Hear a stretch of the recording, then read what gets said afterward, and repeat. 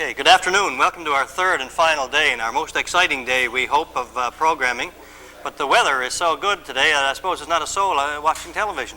But anyway, we'll presume that there's a few people anyway who are in having a look at programming this time in the afternoon. We had a little problem there just at the start a few minutes ago, but I'm assured that everything is all straightened away right now.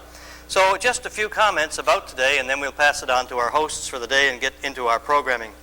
I'll repeat something about that we started to say yesterday, and that is that 6:45 tonight, there will be a bus going through the community to pick up anybody who wants a ride down to the hall to watch the fisheries panel. Now, I'm not going to say anything about the fisheries panel. Pat Hann will do that in a moment, only to say that it will be, because of the nature of the importance of the fisheries right here, our highest impact panel, and we want high participation by phone and those of you who can get here.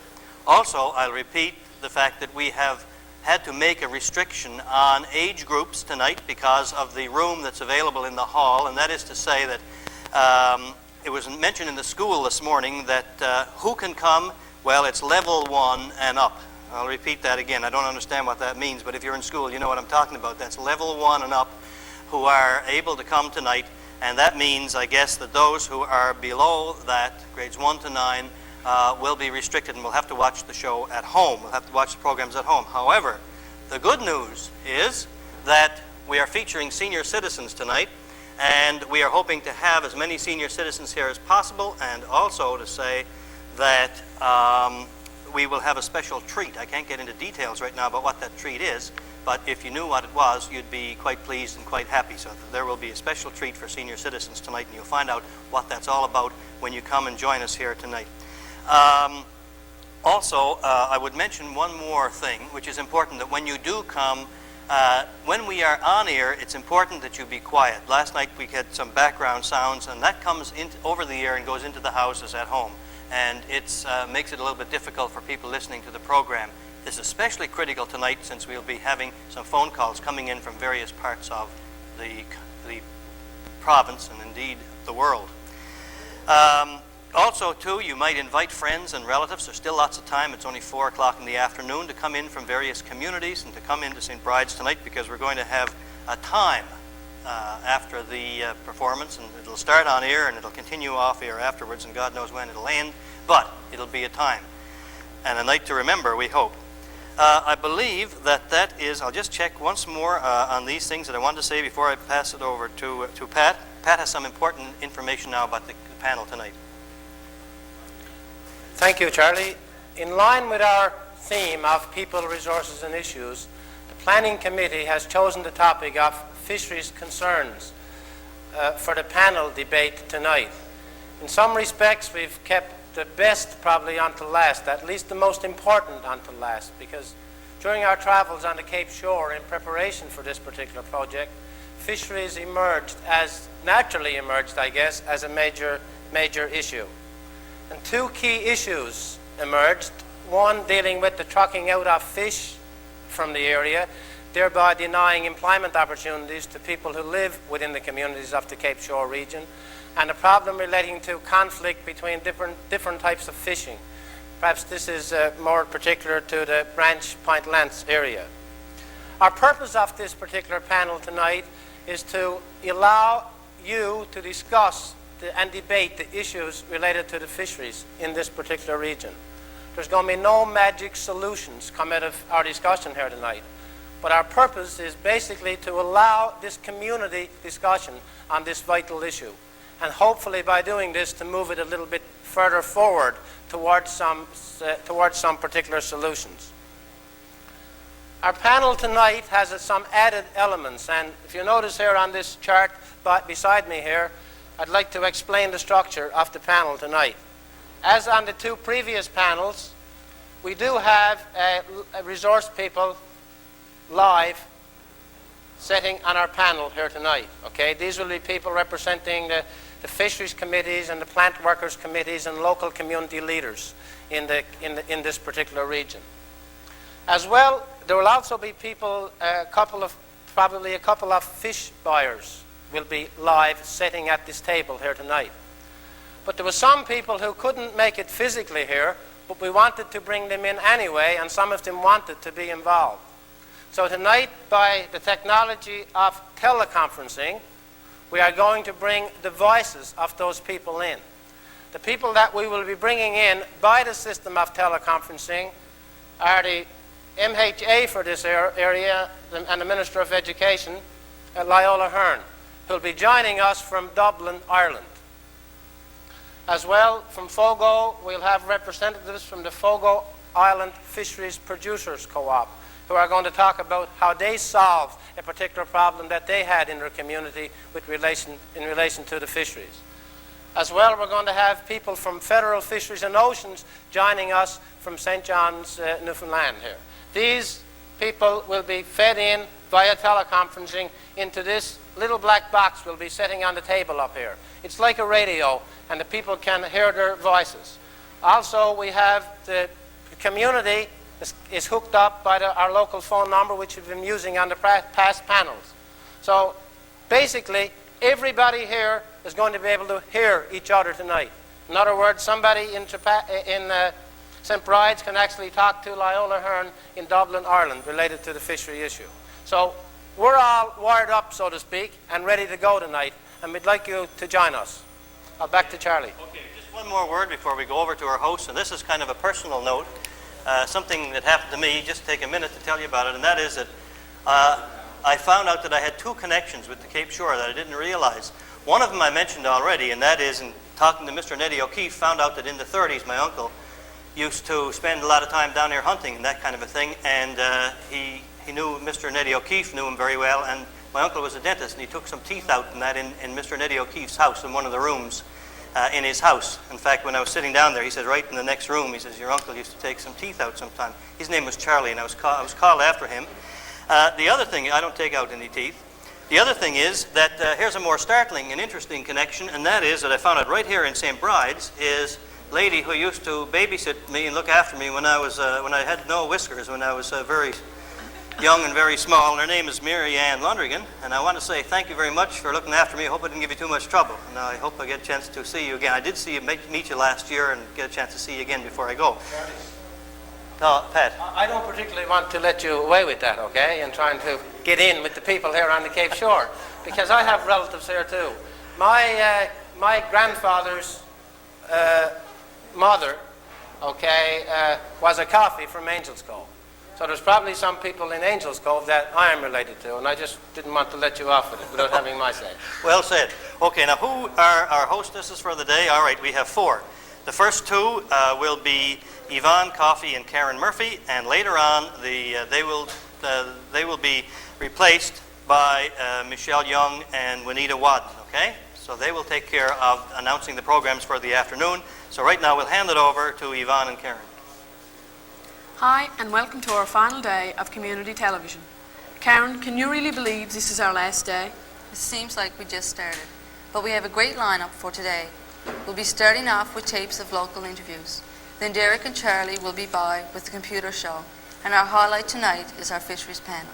Fishery is a vital issue on the Cape Shore, and from 7 o'clock to 9:30 p.m. we'll have local and outside resource people on hand to talk about the issue.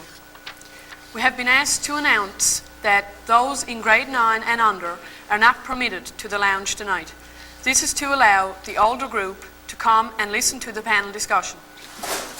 Everyone is welcome to participate either by being a member of the studio audience or by phoning in. By the way, our phone lines are open all day for birthday greetings and anniversary greetings or whatever. The number is 337-2102. Our television day will end tonight with live local entertainment. For further information on how you can contact Paul Colton or Fabian Manning. Our first presentation today is an interview with the Mayor of St. Bride's, Eugene Manning. Eugene, could you tell us a little bit about the history of local government in St. Bride's? Well, our council was first formed in June of 1971. Councillors back then were my father, Walter Manning, and William Foley, Jack Brennan, and Jean White. So I have a hope. And James Lundrigan. The main objective of the council was, back then, was we were having trouble with our water supply in St. Bride's. 15 years later, we're still having trouble with our water supply. But our garbage collection, trying to keep our community a bit clean, that was the main topics of the council back then. What's the problem with the water supply? Well, St. Bride's is the main one. Money, I guess, is the main problem with it. The first water line was everyone around here had their own wells back in the 60s, and in around 1967-68, the government provided them with holes to put in new water line, and it was done by free labour for this side of St. Bride's, south side. The north side had water line before that. But our water is just comes direct out of the country, and it's mostly a surface water we're getting. And in the winter time it's good water, but in the summertime with the heat and all the rain, it causes a hell of a problem. What's needed? Well, what we need, I guess, is a good chlorination system.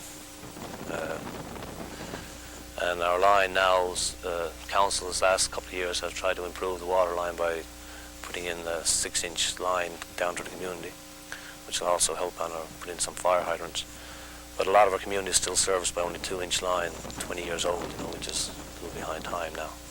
What kind of cost would it be to update the system?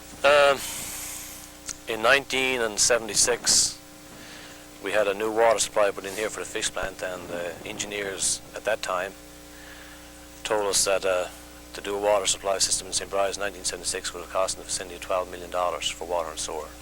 So the way the dollar has turned around since 76, it would, I say you're talking about 20 million now. What other kind of services does the council provide in St. Bride's? We got our street lighting, garbage collection, and our fire truck now, which we only received last week or so. If I were a citizen of St. Bride's, what would I pay yearly for this service? The council fee is the poll tax is $45, and you're paying $60 a year for water tax. Today, towns are increasingly being forced to go into a system of property tax. Has that been discussed in St. Bride's? Very much so. It's a hot issue. I was talking with some members of government and with our water supply, to get the lowest municipal affairs to bring our water supply up to date, we have to get into the property tax. And last year we had council meetings here with the general public, and we didn't get the consensus of the people to go ahead with property tax. But government tells me it's coming anyway, whether we want it or not. But I guess like everyone else, we're going to wait and let them come in and impose it ourselves. Government seems to be now, yes, asking for an imposition of property tax in return for funding for major projects such as water and sewage. It's like I just said, that's the main, like I say, they'll come in here and over a period of time, say they'll give us the water, they would give us a water and sewer supply, I guess they would, but in order to get it, we got to have property tax. Are people generally supporters of local government in St. Bride's? Oh yes, like I say, every small town politics is hard things, but I guess the majority of people realize that like the service they're getting are pretty good. Yeah, again, at our council meetings we do get good turnouts. There's ups and downs in council. There's ups and downs in every walk of life, I guess. What are kinds of resource issues that the council will be working on in St. Bride's? For example, I noticed that a lot of fish is being trucked out of here in the summertime. Yeah. Well, the council is very concerned about the fish plant here at St. Bride's, and we've worked with the Fishermen's Committee and Rural Development to see about getting our plant in operation again, but it's an uphill battle, and but we're not giving up on it, and perhaps we can turn it around in the future. We're certainly trying to. What are the problems of, say, being a mayor or a council in a smaller community? Everybody know you, for one thing, I guess. Like I say, I've only been mayor since last October. I believe it's October. there is your problems, but like I say, that you take them one day at a time. Don't let them work. What particular problems, for example, as citizen of a community and mayor? What makes it different, say, from an MHA who also represent people? People use, there's not a problem in the fact of being a problem, but people, they use, if they're trying to make contact with government, or, they'll ask for your support and stuff like that. Like I say, that when you stand for election, or I only took over mayor when our former mayor resigned, and I was the deputy mayor at the time, but like I say, that comes with the job, and, if people put that much trust in you, well, at least you try to help them out as best you can. People have said being a councillor is probably the hardest job of all, because your constituents are your neighbours and relatives in some cases, and it's a part of the difficulty. You don't have the distance. No, then you don't have to run either. Are you running in the next election? Yes, I hope so. Yeah, I've served on council for 5 years.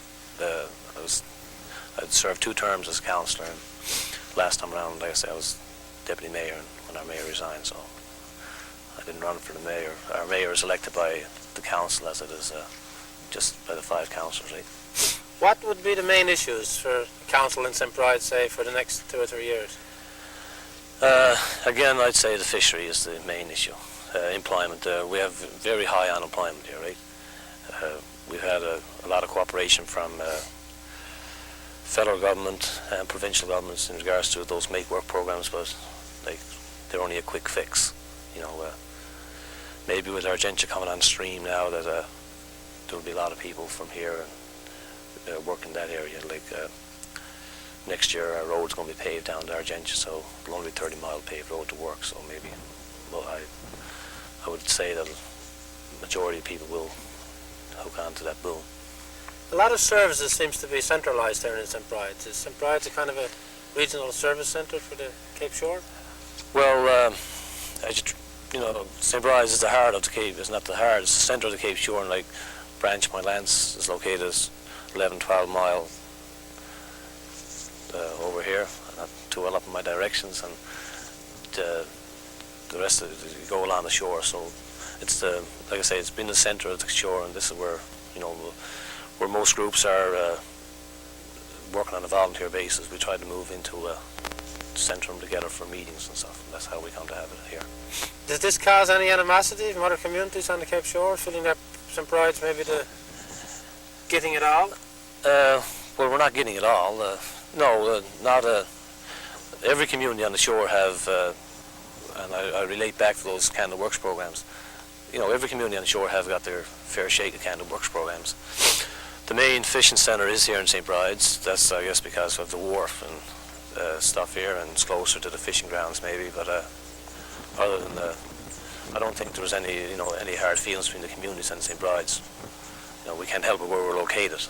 Is there good cooperation between councils in the region and indeed other organisations, both in and outside the community? Yes, I'd very good cooperation with councils. When we have a problem that we're trying to put together with, if we want to go to St. John's to see someone on the problems with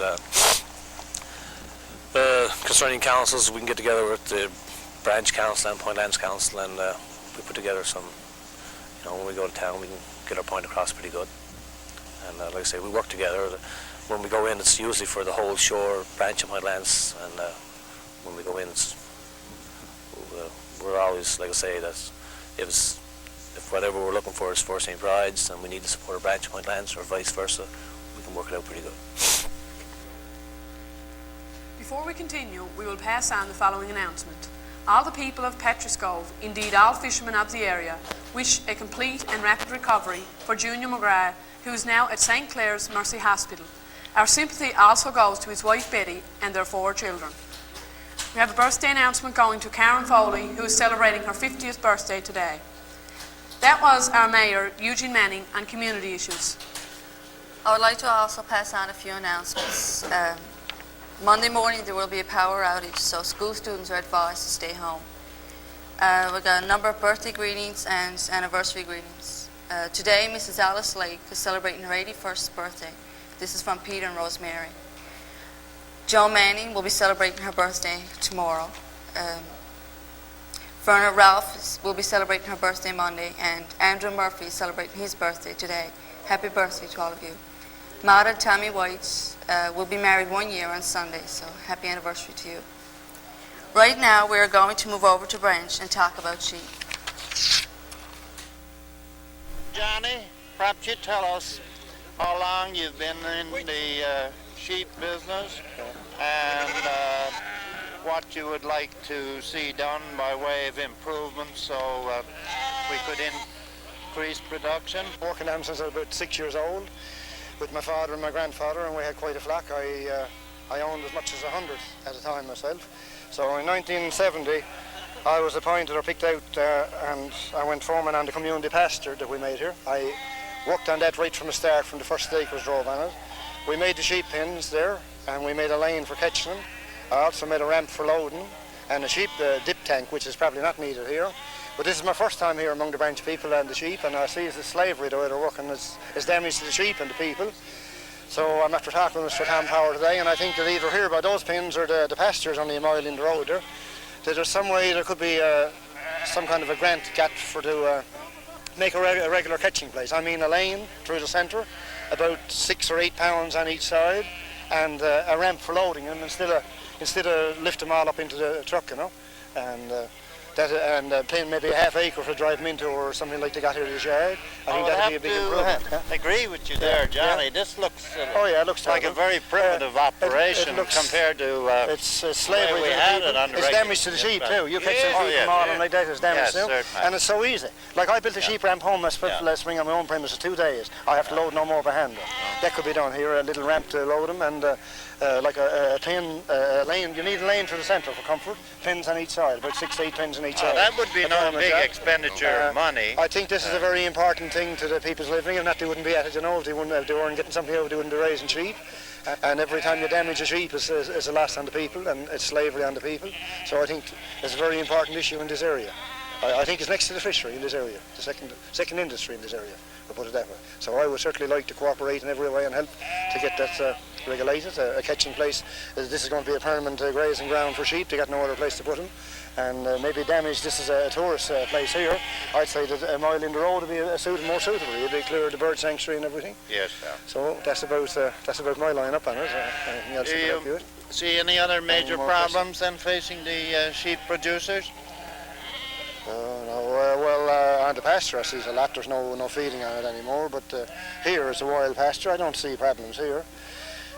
Maybe there's some way if it could be arranged for the committee or something to have some way dipping the sheep and deworm in the spring. I'd say to be a big improvement. Yeah, I see is that a problem with like I saw sheep come out of the pasture the other day, just maggoty with worms, you know, and it was some way they could be dewormed in the spring.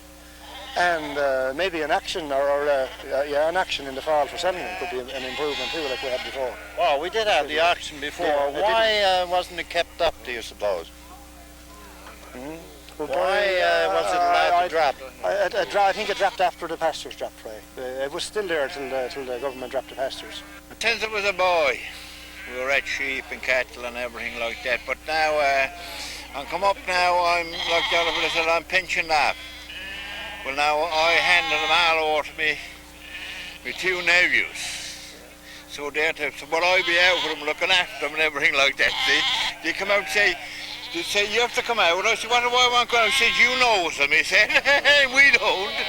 So that's all I'd say, but I'd come with Mr. Mangan for what he was saying about, see? But now, so easy. we did out here now, I suppose you were over there, we have an awful lot of range from there out to the pasture. And now once we put some out here in the spring, to clear the place, clear the community, and there's no one bothering them. And we had a little problem all around a few years ago, Johnny, with dogs. But then the boys got after that, and there's no dogs allowed on loose. So that's all I have to say now. But you can make all this business here so easy. Yes, a few $1,000 in a week's work, you can make it so easy. Now, sir, or John, you have any organizations like the sheep breeders organizations, which you had in my day. Now, I worked very closely with the sheep breeders and the Development Association in the 70s. As you know, I was president of your area association and did quite a lot of work on sheep.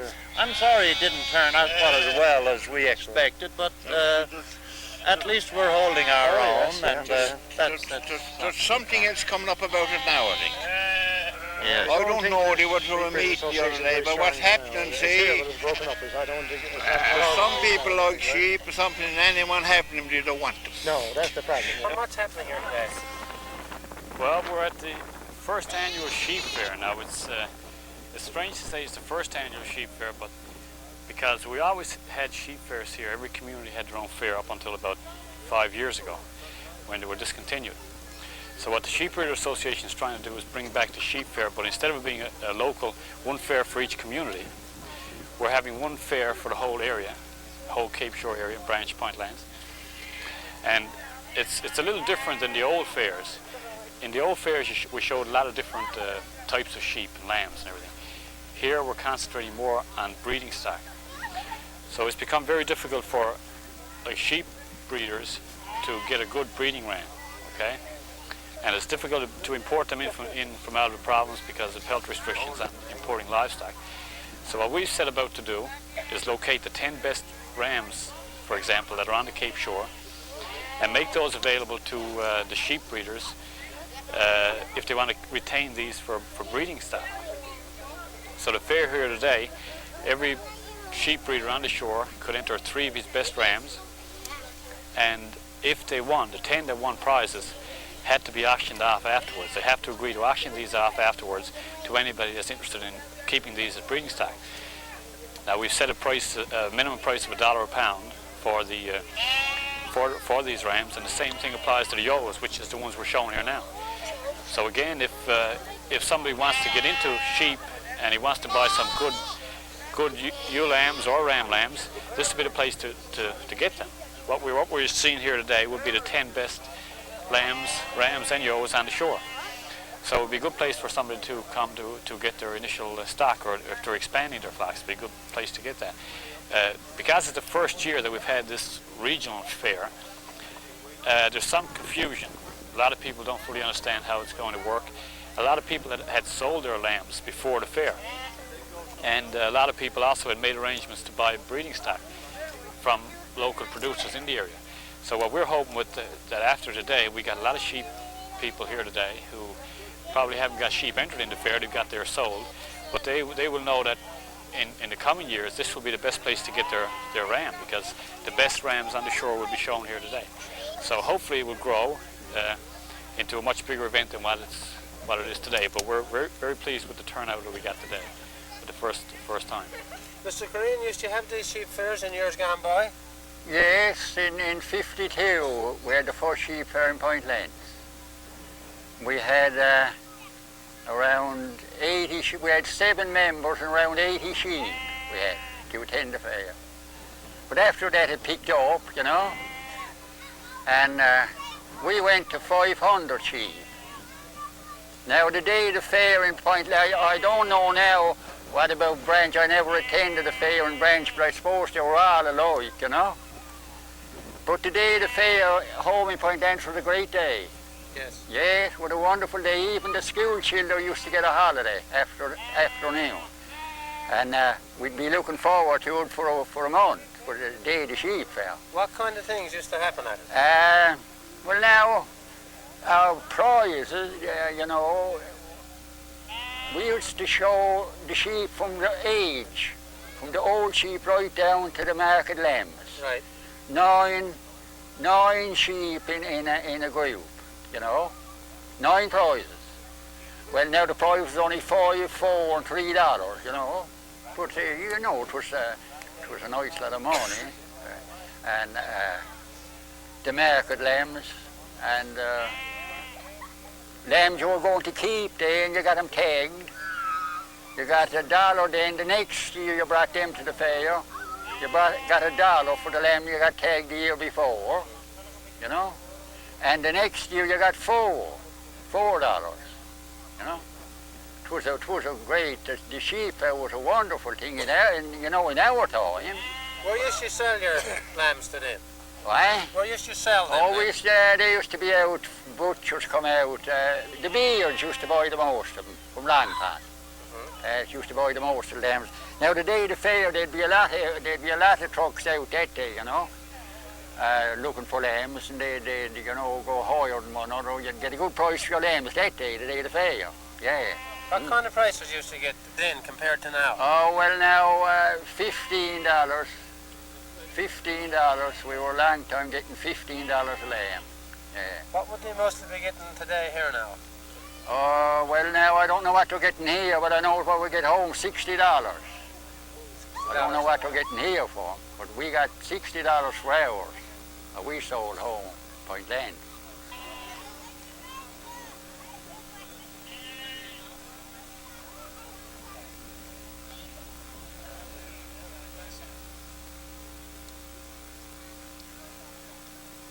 Okay, Ed, you're the judge here today. How did the boys get in contact with you? Well, I work with the Department of Agriculture Provincial, and we're involved in the Extension Department with sheep, beef, dairy farmers, and Tom Power contacted me about 3 weeks ago and invited me out to judge the sheep fair this year. And I would say I'm very pleased with the number of people that came out and the number of sheep. It looks like it has a good future this year.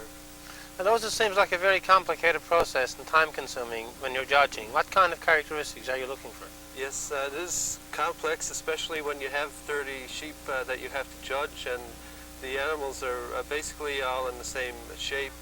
Also, a problem that I encounter is if we have different breeds of sheep in the same group, then we have different sizes and different body shapes. So it is difficult in that sense. But what I try to do when I'm judging sheep is, number one, look at the teeth and make sure that the teeth are in good shape. The pad that above the teeth of the sheep, make sure that is in correct alignment with the teeth so the animal can eat properly. Also, I like to see a healthy looking animal, and that means that there's no ticks visible, that there's not much manure around the tail. A lot of times manure around the tail means that there's a worm problem, parasite problem, and we try to judge against this and select the healthier animals. As well, in the ram, we look at testicles. The animal has to have a good, healthy testicles. If it's not, if it doesn't, then the animal probably won't be able to breed. So we're looking at, will that animal be able to produce properly when it becomes mature? And this is a very important aspect of it. Also, your wool is important, and we like to see a nice, healthy growth of wool. If the animal is undernourished, then you'll see it losing its wool, and it'll look generally in poor condition.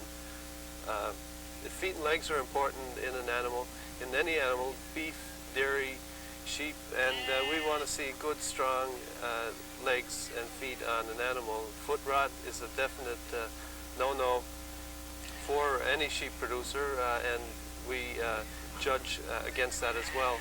So what we're looking at mainly when judging sheep is that the animal has to be sound in order that it'll gain properly, it'll be able to feed properly, and that it will be able to survive.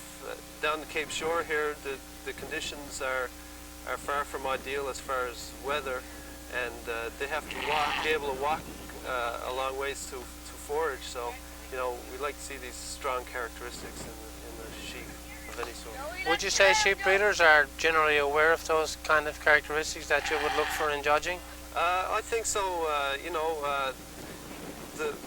As I said, the characteristics that we're looking at are from a production standpoint, and any animal that really doesn't perform will normally die, on the pasture because it cannot eat properly, or if in the instance of foot rot, it'll become infected and can't get around. So indirectly, I think that they are very aware of it, and and do select for strong animals.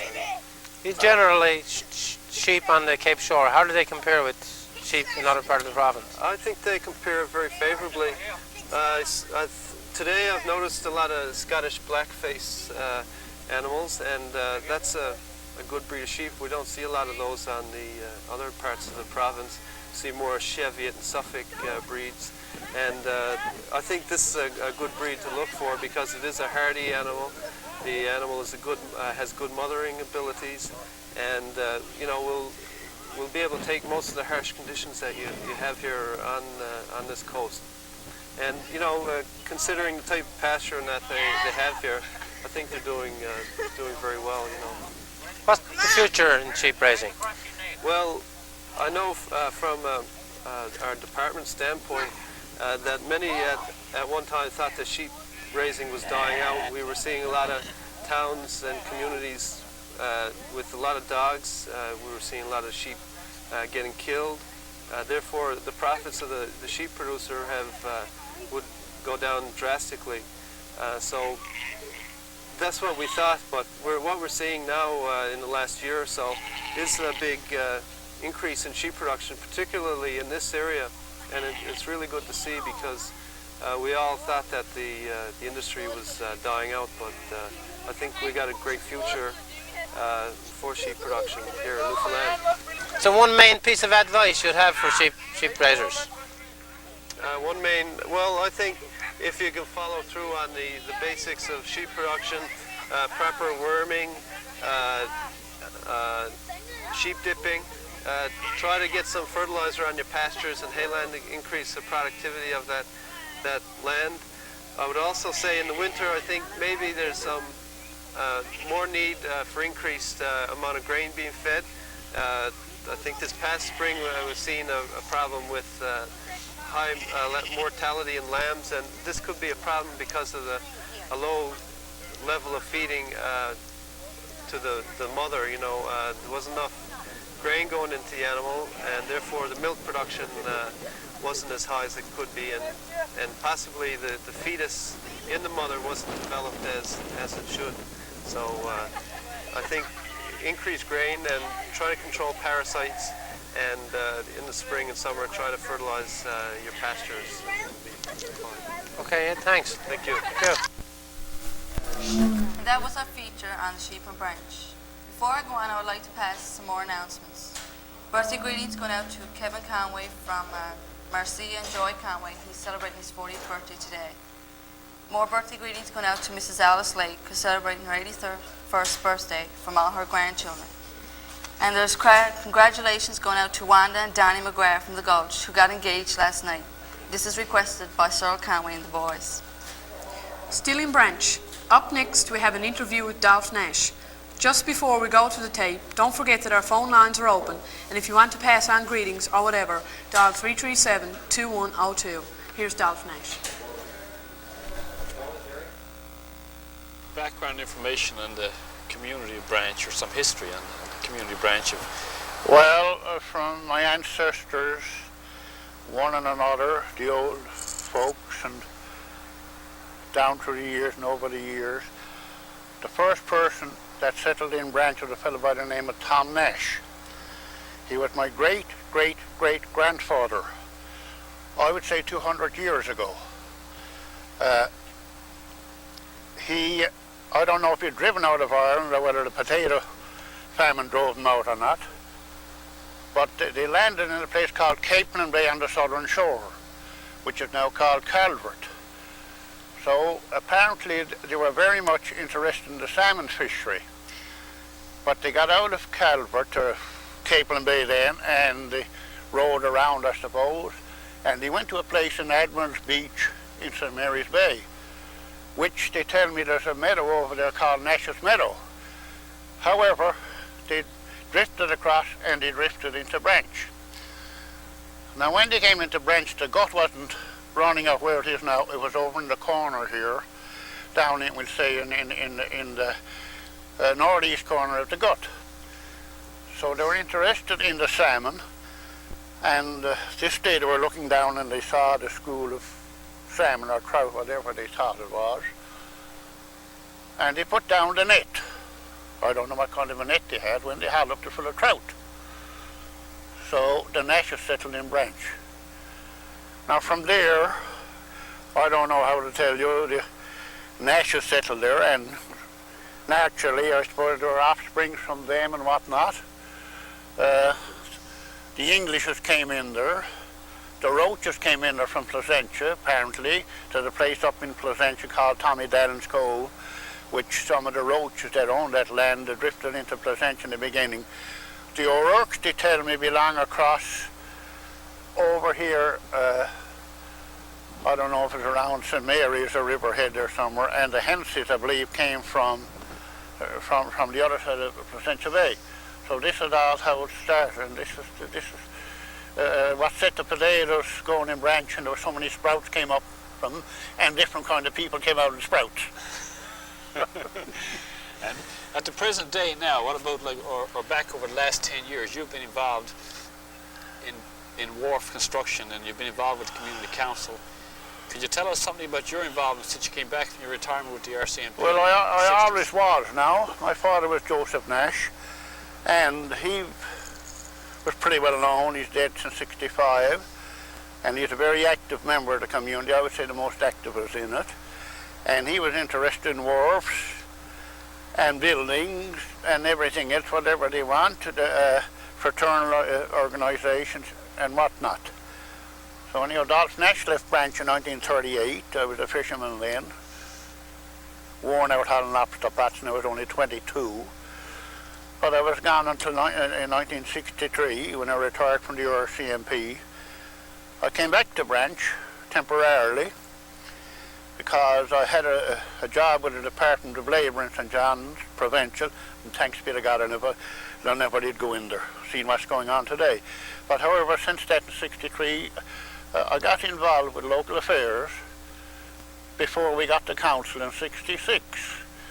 I was instrumental in getting that steel breakwater over there to Richard Cash, and used to be the MP in Ottawa. And, well, that's it. There's kind of a sickness, a disease, you know, when somebody belongs to you and you try to help people. When was the council incorporated, Council in Branch? 1966. How did that come about? Well, I don't know if I'm right in saying this or not, you know, but anyhow, it was always on my mind about getting a council in Branch if I stayed there. Now, why I stayed in Branch, I suppose, remember I told you I was going to go to the Department of Labour? Yeah. My father died suddenly, my mother was home alone, that changed everything. I stayed home. And I'm glad I did. But the council was always on my mind wherever I went. I was involved with councils in Channel Portabash, Cornerbrook, Stephenville, Harbour Grace, these places with people. So anyhow, there was a rumour around when I came on about the resettlement programme that time. They were going taking the people out of Branch and moving them where? I'd like to know where, which I never paid no attention to, which I left it, ignored it. So what was on my mind was a council in Branch. Now then, Reverend Father Murphy is over in St. Joseph's Seminary. I told him the story. He said, I'll go up with you and help you with the meeting. We went up and the people voted in favour of a council in Branch. Now this is the first council from St. Chats in St. Mary right down through, right on the Cape Shore of Point Lands till you go into Point Verde. I set the pattern for the councils. Follow me? And the priest said to me, Father, he said, it's all in your hands now, it's up to you to take it over. So we organised the council in '66. '67 we had the community building completed and finished. And then from there we got an old second-hand truck as a fire truck. We put in a couple of hydrants. The community building was built. We got a bit of a centennial grant for it. Not much money on to go then like now, you know, but nevertheless we got it. And from there on we went, and we had our two reservoirs out there that were falling down. One of them was gone, the other one was going to pieces. So I put in concrete reservoirs there, the two of them inside. But Following that, I didn't supply the water to the community. Everybody was getting in toilets, bathrooms, showers, and everything. So, an old friend of mine said to me, Francis Nash Sr. is dead now, he said, if you ever can do it, take the waters from Valley's Pond, that's on Pointlands Road, 2 miles. I took the water from Valley's Pond in the winter time, with pick and shovel and axe, with a bunch of people working me on the Canada Works or Lipton, I don't know which, and we put the pipeline through to boost our reservoirs and whatnot. So from there, the swimming pool. Oh, that's the one I love, yeah. I won't tell you how I scrounged the money for the swimming pool, but we have the most up-to-date outdoor swimming pool is in the province, I suppose. It's not heated, but everything else is in it. I don't know if there's either one in there. Maybe one in Trapassi. There's neither one in Placentia like it or anywhere. My interest was in the fishery, as I stated about the steel wharf out there. So we organised a committee called Branch Harbour Improvement Committee, and actually Dalton Nash was the fellow who was going to chair it. And we did. And all these wharfs you see here now, from right outside, there's I think almost 2,000 feet of wharf. I got them built on the Canada Works, LIP programs, whatever we like to call them, you know. And the whole works right up through and right inside. Along with that, we built a fisherman's shed, 140 feet long, 25 feet wide, and put 10 compartments in them for each one of them and whatnot. And I suppose I might have something to do with getting the fish shed there, not the fish shed, the processing plant in there with Walter Carter. But anyway, it's closed today and it's sad. But I think I had something to do with that too, you know. I always think I did, and Walter Carter was a great friend of mine, regardless of politics. Yeah. But however, we went on from there, and the rest of the wharf were built and whatnot. Can you tell us about your latest involvement with the parish and the construction of the new church at Branch? That was one that was interesting. It took a lot of your time, I remember, a few years ago. I got roped into that, you know. I was coming across Branch country one day. You can cut out some of it if you want to. I met Reverend Father Kelly, fine man. Stopped. He said, we're going building a new church. He said, would you give us a help? Well, I said, I always try to help people. And little I know, didn't they, to get together a bunch of them? They framed me. They had me picked out to be the chairman of the building committee. So we started in 82 to take up collections.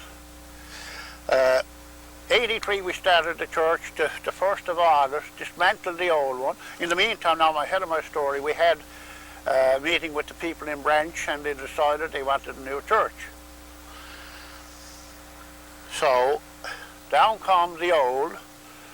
Now some of them wanted here or there, and I said no, it's going down on the old concrete, because concrete is good for 100. Concrete is never settled until 100 years old.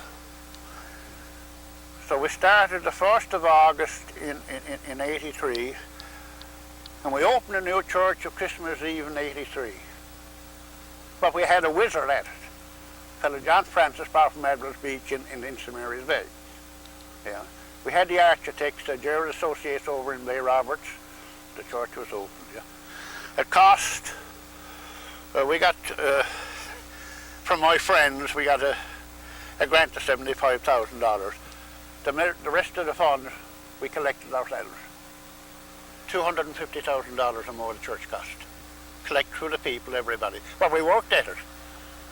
We burnt, as I told Archbishop Skinner, we burnt a lot of midnight oil that nobody knows anything about. Yeah. So what are some of the changes? Now then, North Harbour Road is another thing I became involved in.